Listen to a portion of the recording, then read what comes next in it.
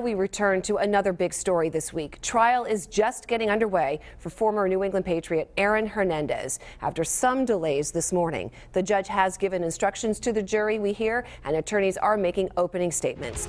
Eyewitness News reporter Susan Campbell joins us live from court in Fall River with Hernandez on trial.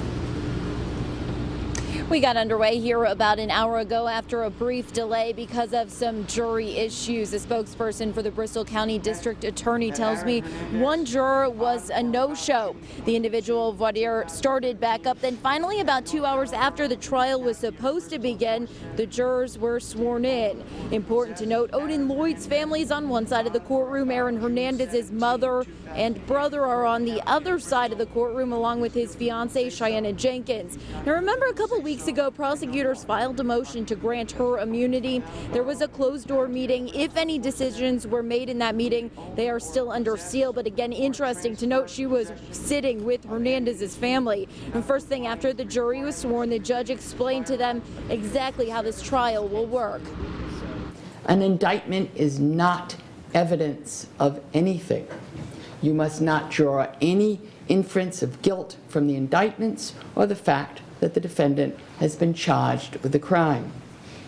The Commonwealth has to prove each essential element of each separate charge against the defendant, and the Commonwealth has to prove the guilt of the defendant beyond a reasonable doubt. Mr. Hernandez is presumed to be innocent unless and until he is proven guilty beyond a reasonable doubt by the Commonwealth. The law does not require a defendant to prove his innocence, so Mr. Hernandez doesn't have to explain anything.